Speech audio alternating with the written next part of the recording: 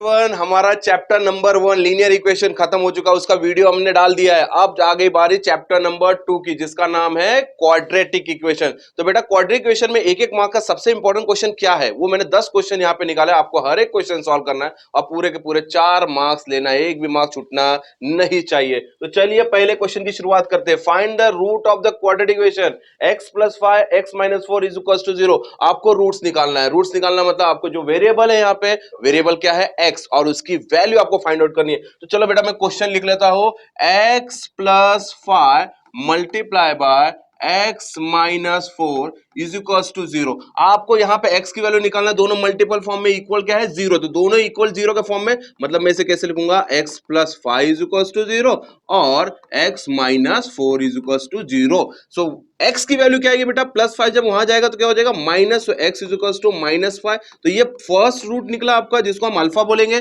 दूसरा x -4 वहां जाने का तो हो जाएगा 4, जिसको हम क्या बोलेंगे बीटा। बेटा एक गलती मत कर देना कि आपने इसको x + 5 x - 4 इन दोनों ब्रैकेट को मल्टीप्लाई करके आप क्वाड्रेटिक इक्वेशन बना लो और उसको फिर फैक्टराइजेशन करके आपको यही मिलने वाला है। तो वो मत करना, उल्टा सीधा काम मत कर लेना। सीधा x + 5 x - 4 = 0 दिया है, आप इसे सॉल्व ऐसे ही करना, जो कि जुलाई 2022 में आ चुका है क्वेश्चन। संभावना इस बार भी आ सकता है, तो इसको छोड़ना मत। क्वेश्चन नेक्स्ट क्वेश्चन क्या देगा, क्वेश्चन नंबर 2।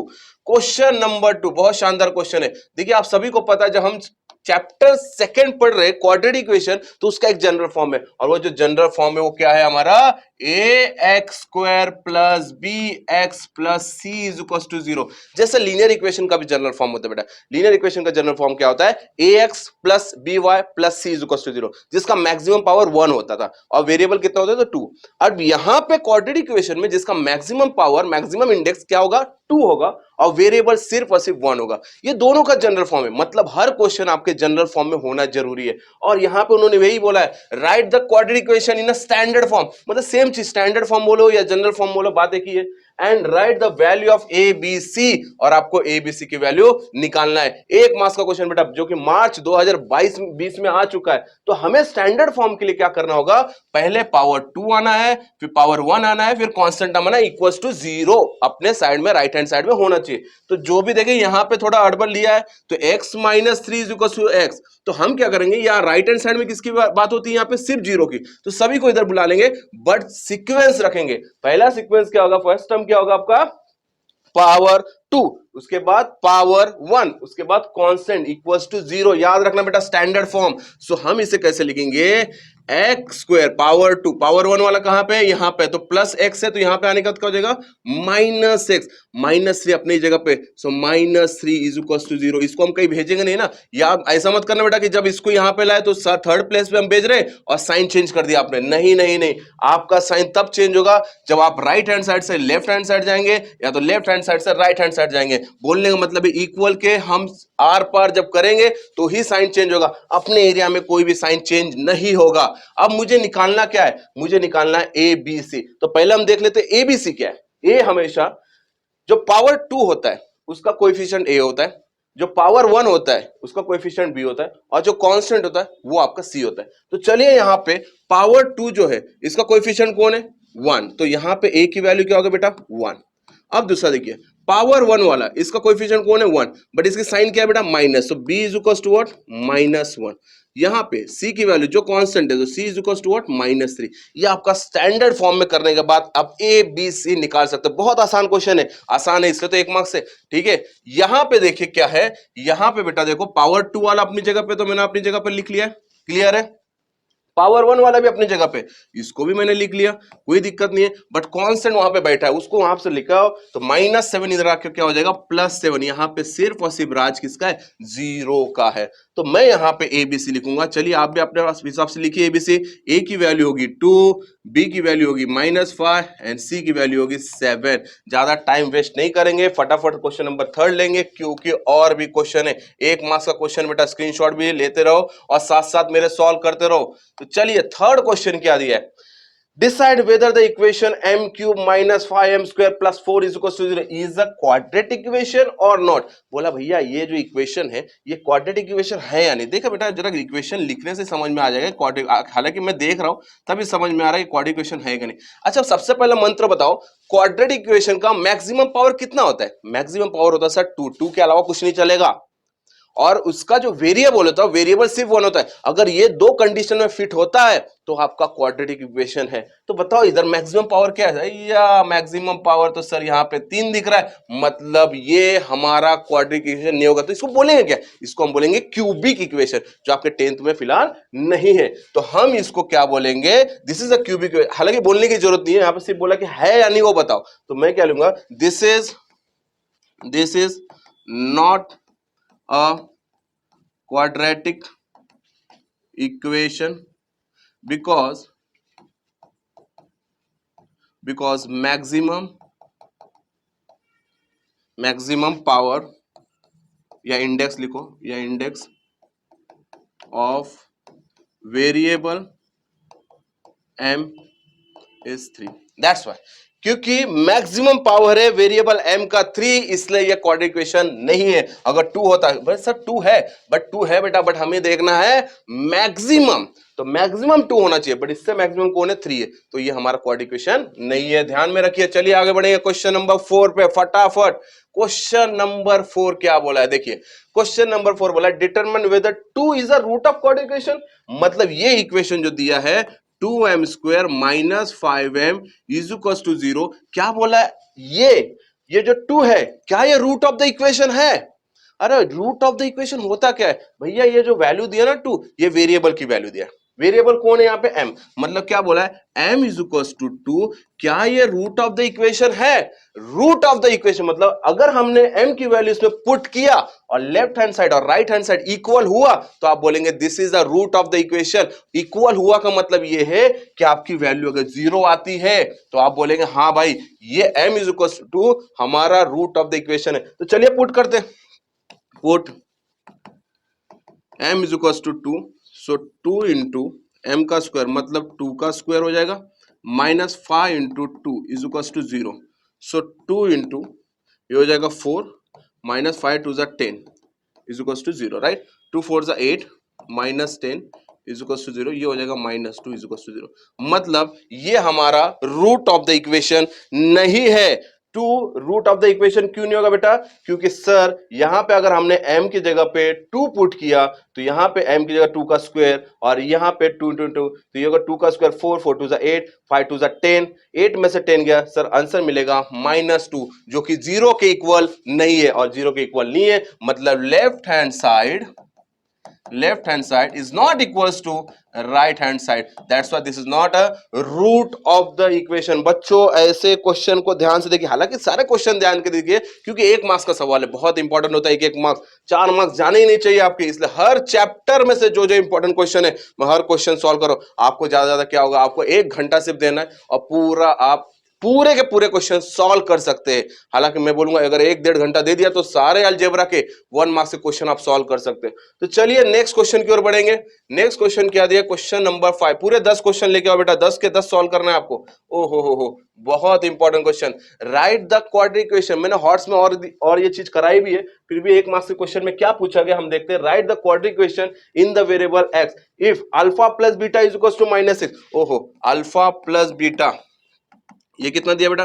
-6, और अल्फा इंटू बीटा कितना दिया है? ये दिया है 4। बोला इक्वेशन बनाओ क्वाड्रेटिक इक्वेशन। क्वाड्रेटिक इक्वेशन क्या होता है सर? सर क्वाड्रेटिक इक्वेशन होता है अल्फा और बीटा के साथ, अल्फा क्या होता है? पहला रूट, और बीटा होता है दूसरा रूट।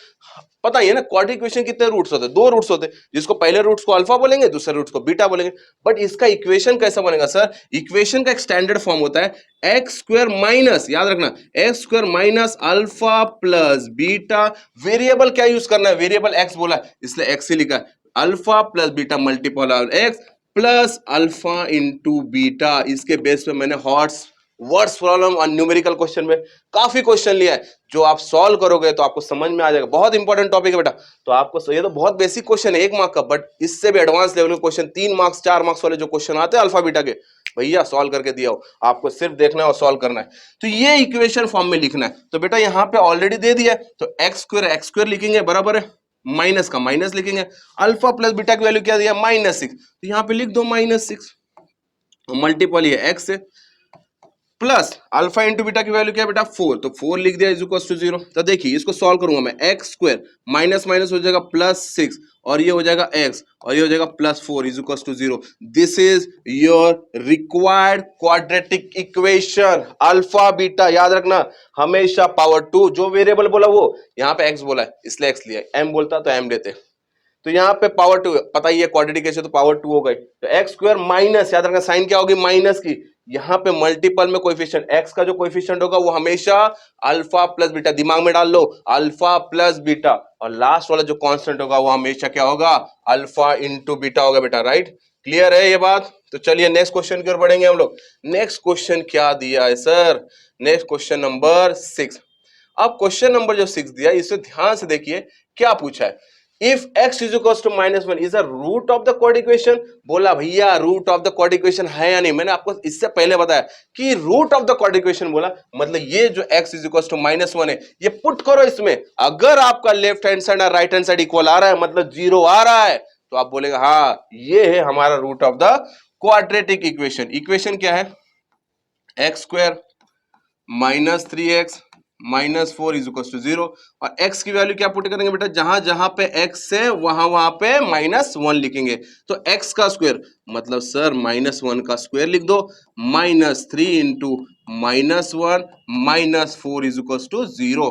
माइनस का स्क्वायर बेटा प्लस, माइनस का स्क्वायर क्या हो जाएगा प्लस, 1 का स्क्वायर हो जाएगा 1, माइनस माइनस हो गया प्लस, 3 1 हो गया 3, और ये -4 इज इक्वल टू 0। 1 + 3 4 -4 का यहाँ पे आ गया 0, 0 इज इक्वल टू 0, मतलब आप बोलेंगे हाँ left hand side is equal to sir right hand side. इससे पहले वाला नहीं आया था ना इसलिए ऐसा क्वेश्चन ले लिया जो आ चुका है, मतलब आप बोलेंगे हाँ ये जो x इज इक्वल टू -1 है ये root of the quad equation है, किसका, x square -3x -4 is equal to 0 का।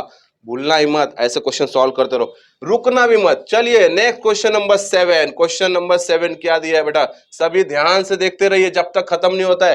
Right the root of the quad equation, ओहो x square plus x -2 is equal to 0, इसके रूट्स लिखना है, इसके क्या लिखना है रूट्स। अच्छा बेटा रूट्स किससे किससे निकाल सकते हैं आप बताओ, यहाँ पे 3 तरीका है, एक है फॉर्मूला, एक है फैक्टराइजेशन, एक है फॉर्मूला मेथड, एक है कंप्यूटिंग मेथड, जिससे सॉल्व हो जाए उसे रूट निकाल लो। तो चलिए यहाँ मैं पहले मैं फैक्टराइजेशन लगा लेता हूँ, तो यहाँ पे इक्वेशन है x square -x -2 is equal to 0।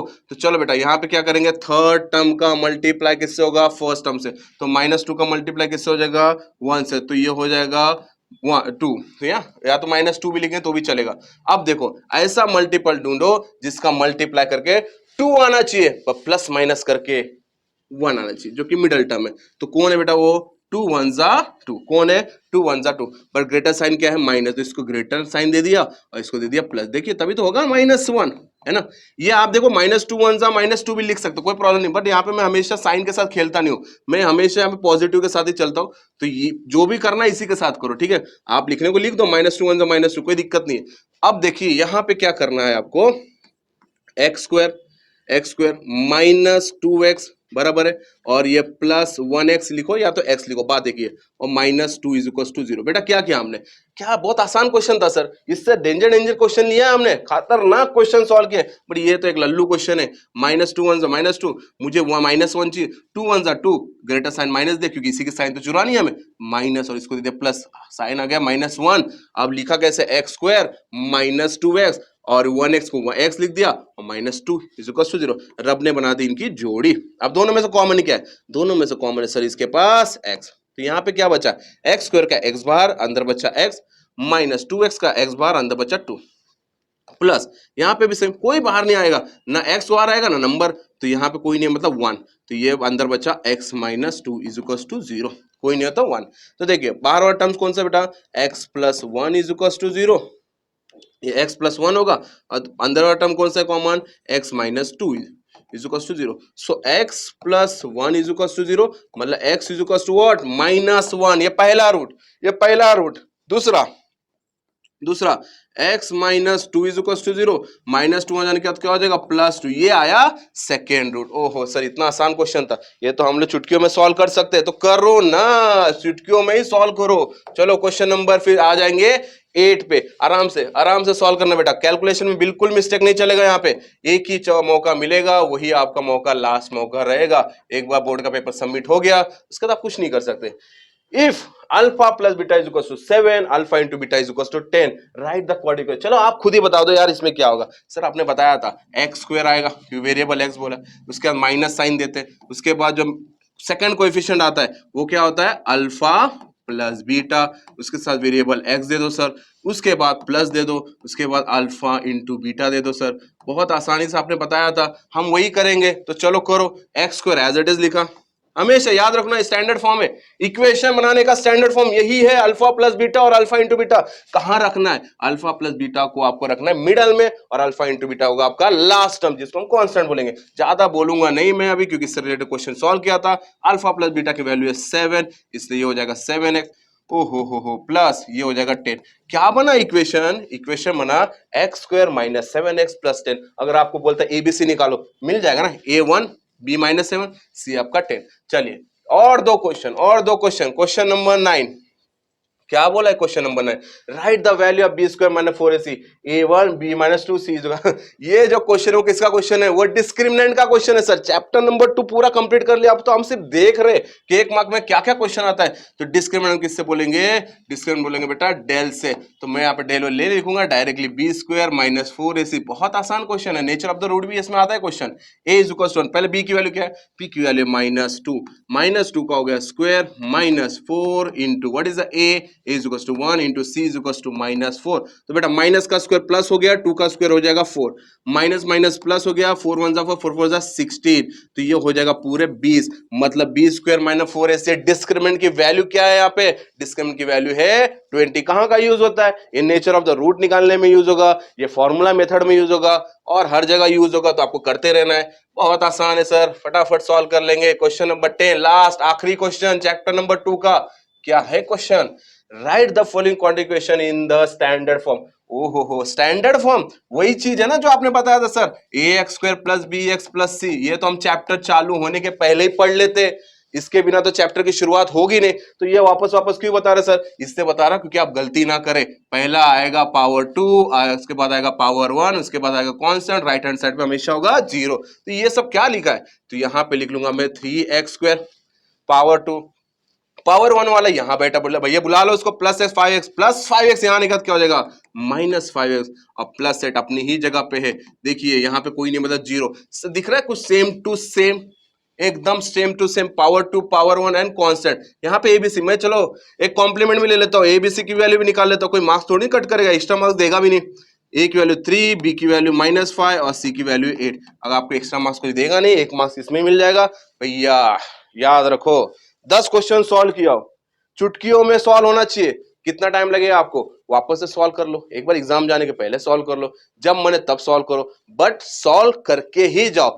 Horse question numerical words मैंने दे चुका हूं बेटा, उसको छोड़ना ही मत, क्योंकि क्या एक एक मार्क्स तो जरूरी है, बट याद हो 4 मार्क्स एक बार गए तब कितना दुख होगा, ठीक है। तो वो भी जरूरी है, ये भी जरूरी है। कब जरूरी है, जब आपको पूरे के पूरे मार्क्स लेके आना है, 40 में से 40 अलजेब्रा, एक मार्क्स भी जाना नहीं चाहिए। इसके बाद मैं थर्ड चैप्टर पे आऊंगा, अरिथमेटिक प्रोग्रेशन के एक एक मार्क्स के कौन कौन से क्वेश्चन आते हैं वो मैं सॉल्व करूंगा। तो मिलते हैं नेक्स्ट लेक्चर में।